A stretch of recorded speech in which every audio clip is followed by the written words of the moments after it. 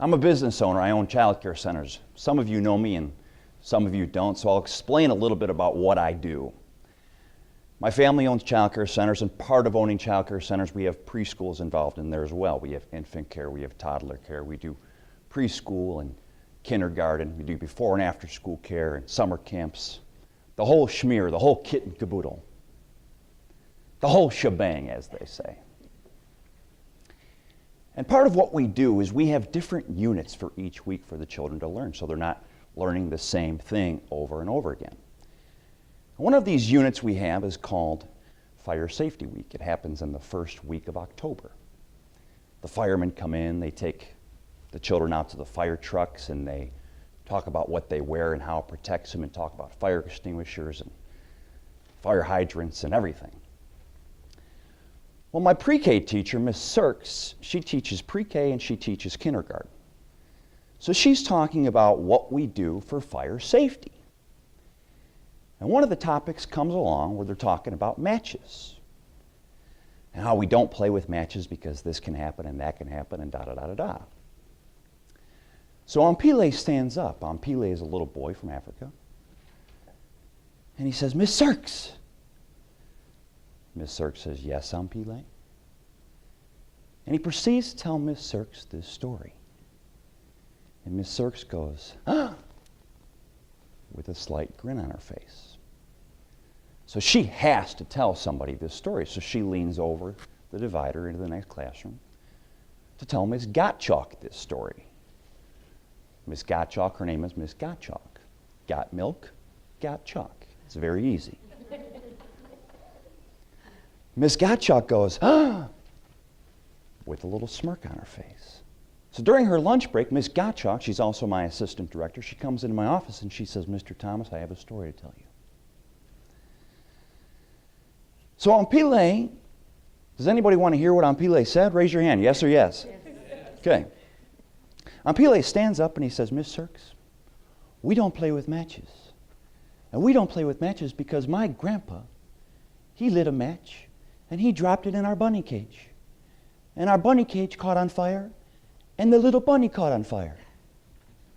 And that's why she went, ah, with a little grin on her face, because she didn't know if Ampile was telling the truth. It was kind of a weird story. Would you agree? Yes or yes? Okay.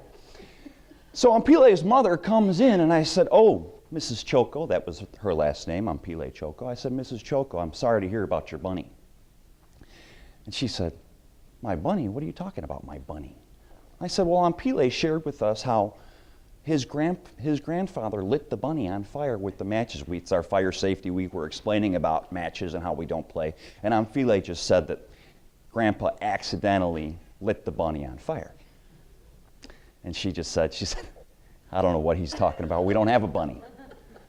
So I called Ampile out to the main entrance. It was time for him to leave. And I said, Ampile, tell your mom about, the story about how you told us, how Grandpa lit the bunny on fire with the matches. And he looked at his mother and he just dropped his head. And she said, Ampile, we don't tell stories and lie at school. Tell Mr. Thomas you're sorry. So Ampile looks at me with those big brown eyes. And he says, Mr. Thomas, I'm sorry. And I got down on one knee and I said, Ampile, it's okay. But you can't lie at school, and you can't tell stories, because if you lie, you won't be able to live a good life, and we want to live a good life. We don't want to lie, do we? And he said, no. But then he asked me that one famous question, that one question that I couldn't answer.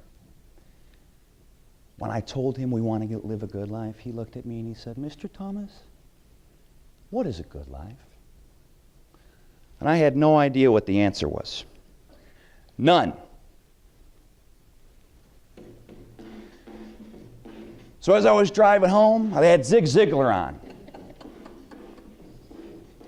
And Zig was defining in his book. He wrote a book, and it was called Over the Top, and his editor had said to him, how can you tell him to get over the top if you haven't defined what the top really is?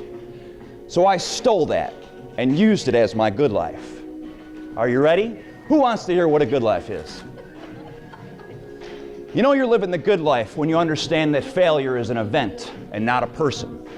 That yesterday ended last night, and today is your brand new day.